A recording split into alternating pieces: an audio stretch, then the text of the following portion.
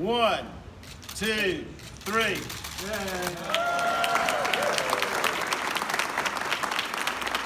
That's the mayor of Sandy Springs, Georgia, cutting the ceremonial big ribbon at the brand new City Hall. And it really was one of those giant ribbons. It was bright red, and Mayor Rusty Paul precisely cut it with a King Kong-sized pair of scissors. Side note, I've never seen those for sale at a drugstore.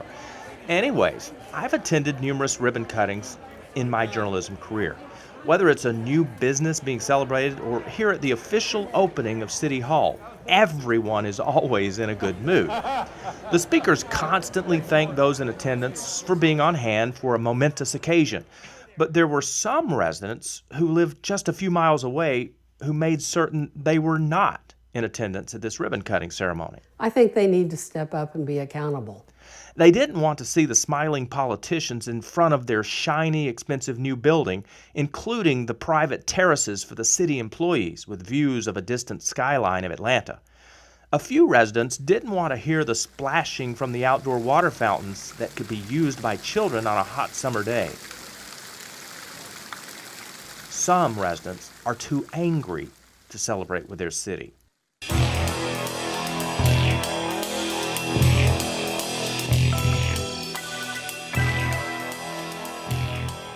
I'm Dale Cardwell, and this is our Trustdale Investigates podcast we call This Could Happen to You, where our Trustdale team puts the focus on stories that have impacted people just like you and me. Sandy Springs is a new city created in 2005. It sits about 15 minutes drive up from Atlanta, without traffic, but it's established itself with its own identity. More than 100,000 people call it home. And get this, it's the 6th largest city in the state. The sparkling new City Hall is part of a 14-acre complex that also includes a performing arts theater. Residents say they wanted arts to help foster a sense of culture in their area.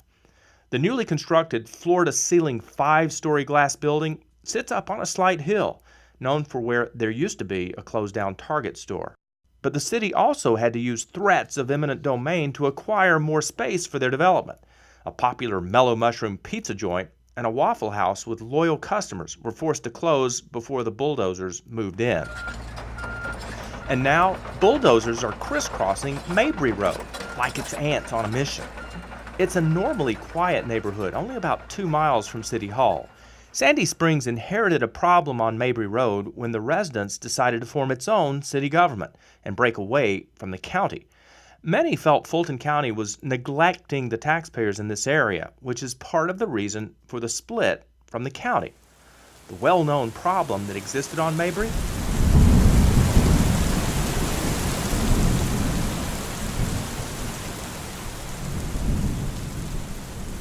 When heavy rains above Mabry Road send water down the sidewalks, streets, and parking lots and into stormwater pipes or a creek bed, much of the water overflows and into the yards of some of the homes. For years, everyone knew it had to be fixed at some point, but it's gotten really worse.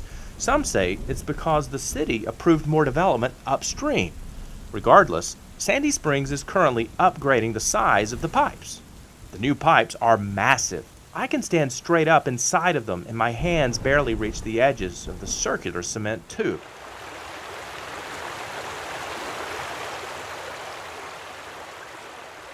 Too little, too late. Residents along the roadway say the enormous increase in the size of the storm pipes proves the city is aware of how bad conditions have been for them. Some have built their own retaining walls in attempts to protect their homes. Others have already filed claims against the city for the damages water has caused to their houses. Let me repeat, Sandy Springs broke away from Fulton County so they wouldn't have the problem of an insensitive government. This isn't about being a mean government with mean people. They've been gracious. Vicki Black received money several years ago from Sandy Springs when she had her basement encapsulated. That means it was sealed up to block moisture and stop mold from growing inside her house. It prevented water from the nearby storm drain from creeping up into her house, but it didn't stop the moisture from the floods affecting your home's foundation, which is now shifting. Vicki is one of those people who isn't happy to see the city spend so much money on their new City Hall. She doesn't like what's become of her house. It's quite upsetting. What I see when I come in my home are floors that separate from the wall by 1/4 of an inch. I see horizontal cracks going along walls. I see walls and corners separating. I see tray ceilings which are about to drop plaster on the floor. Very anxiety producing. Her description of the cracks throughout her home is accurate. It doesn't look like the home will fall over, but it's terrible. If Vicki ever chooses to move, I don't think she'll find a buyer willing to purchase a house that has so many cracks, at least not for very much money. The thin cracks creep up her bedroom walls like a vein and are also prominent in the living room. I imagine this is what it looks like after a small earthquake rattles a house, and those cracks have only begun showing up in the last few years. I'll explain why in just a moment. I knew Vicki couldn't be the only one on her street with problems, so I introduced myself to her next-door neighbor, Rob Barger. You're absolutely certain that this has been caused by flooding? Oh, most definitely. It's cumulative flooding. We have severe flooding every year, and that flood pretty much inundates, all of the yard, and it covers my air conditioning units, and it's undermined the house. There are crack lines in the exterior bricks of Rob's house, and his 2-story chimney is separating from the wall. Rob has a pile of ugly sandbags placed up against his basement door, ready for the next storm. Ready in case he's not at home when it happens. Another neighbor showed me photos in case I didn't believe what he was telling me. Jacques Alain snapped the pictures during a massive flood in his backyard that he says had water shooting out of a drain like a geyser. The images show his fence submerged in deep water. What are we looking at? We're looking at this picture, which is taken from here. Wow. When the flood occurred in May 2017. The flood was so high, and there was a pool of about 3 feet high between the two houses. That's frightening. Yes, absolutely. That's why I had, the walls actually built to prevent any seepage within the basement. The neighbors have clear evidence of their problems that were caused by governments not properly routing their stormwater. Now, their city government should cover the cost for their damages. After all, Sandy Springs did just build a beautiful city hall. These homeowners are the taxpayers who overwhelmingly voted to create a local government where they can interact and speak to the representatives at the nearby grocery store. The vote to incorporate the city won with a 94% approval. It was all about having local control and local responsiveness. However, the city has entirely turned over control of the Mabry Road insurance claims to an out-of-state company. That company is One Beacon, who is refusing to pay for the water damages to the homes. Neighbors say they've paid out some cash in previous years to a few who showed the water was damaging their properties, but the payouts have dried up as the stormwater overflows poured on. When Trussdale Investigates returns. When there's a legitimate problem that we're aware of, we take action on those problems. Okay, that's great to know. Cars are so important to our lives. Don't take the chance of your vehicle breaking down. When it comes to oil changes and preventive maintenance, you can trust Haviland Express Lube. Haviland Express Lube achieves that goal by getting you in and out quicker than the competition and delivering the best value every time. Plus, you're double protected by the Trussdale Make It Right guarantee. Service you need from the people you trust at Haviland Express Lube. Welcome back to Trussdale Investigates podcast we call This Could Happen to You. Here's more of our story. So the city of Sandy Springs has completed building its new city hall, and it is beautiful. Meanwhile, the city continues its stormwater construction project in a nearby neighborhood.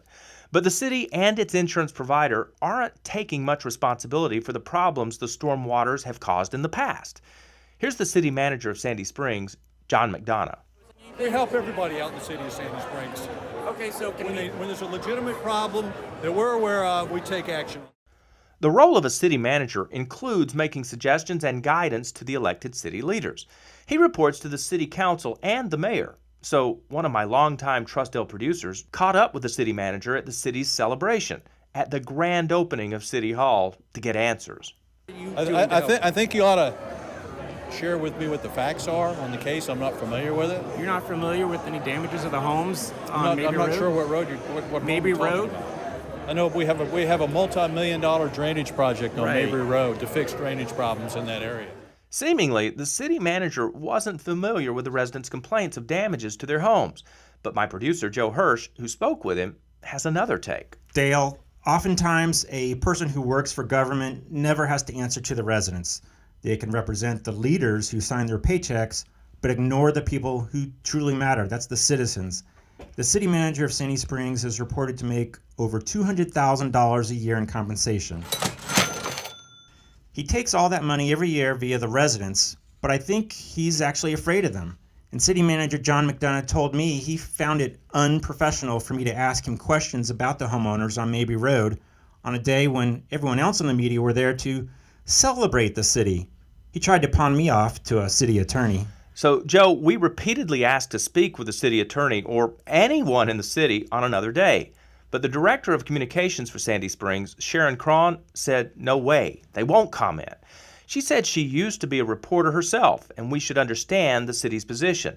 Not in agreement with her, our producer offered her this caution for the city. The optics of refusing to talk to us won't look good. Nevertheless, the city's media contact claimed, as many other spokespeople do, that it wasn't appropriate for the city to discuss matters that could end up in a courtroom. But that's not how a city should respond when their residents are begging for help. And she's wrong. There's no law that prevents anyone in the city from talking to the media. She simply thinks we'll go away. But you know what? We won't. That's not what we do. We want to solve problems. So we proposed to have a sit-down discussion between the neighbors and City Hall, and we wouldn't even record it. I just think a city owes a discussion to those who need their help. But once again, Sandy Springs refused to talk.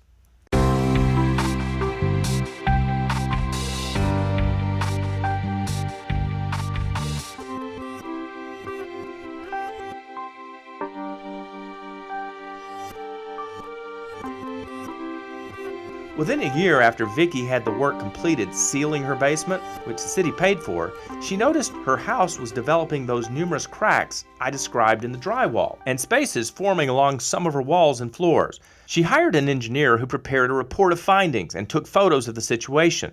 He concluded that the structures under the house had indeed moved after the crawl space, having been extremely wet, was dehumidified. My cameraman Morgan Szymanski crawled under Vicki's house to take a look. After the foundation problems led to cracks, Vicki hired a company to stabilize her crawl space with support beams placed in her basement. Afterwards, she submitted an insurance claim with Sandy Springs, asking to be compensated for the work she had done, along with additional work that's needed to stop further cracks in her walls from forming. The insurer for the city is a company once again named One Beacon. That insurer then hired their own engineer, who concluded that the cracks, get this, formed as a result of the recently installed stabilizing beams, not from continued moisture, then dryness in the ground. However, the engineer hired by the insurer fails to note that an earlier engineer has dated photos of cracks taken before the beams were installed, which proves the problems were not caused by the new beams. Vicki has repeatedly asked the city and the insurance company's engineer to correct its mistake in their report, yet the city refuses to do so, which has enabled the insurer the ability to deny her claim. Can I say it again?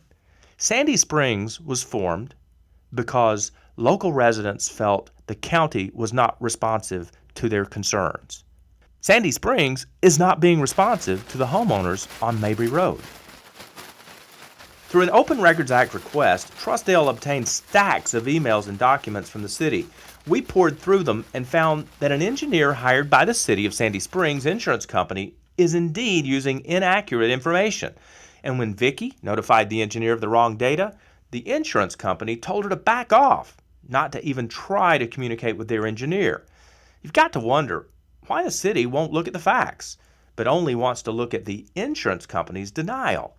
Come on, the city has Vicki's documentation showing that their engineer is mistaken, but Sandy Springs has placed the decision solely on the insurance company's claims adjuster, and they refuse to have their engineer correct the errors.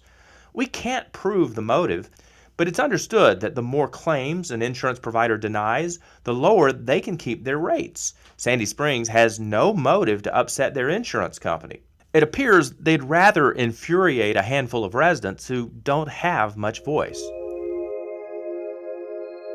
Sandy Springs says, case closed. So now what? The curtain on the stage for the victims of flooding on Mabry Road seems to be closing. But in perhaps an encore, the insurer for the city recently agreed to take another look at things, and I hope they change their minds on denying the claims. Meanwhile, the elected officials want to keep their expenses low rather than to do what's right. Sure, the Public Works Department is spending a ton of money to prevent future problems, and that's good, but recognizing the past is what the residents of Mabry Road need now, not a shiny new city hall. I wonder if the Sandy Springs employees who get to use the outdoor terraces at City Hall can see Mabry Road from their perch.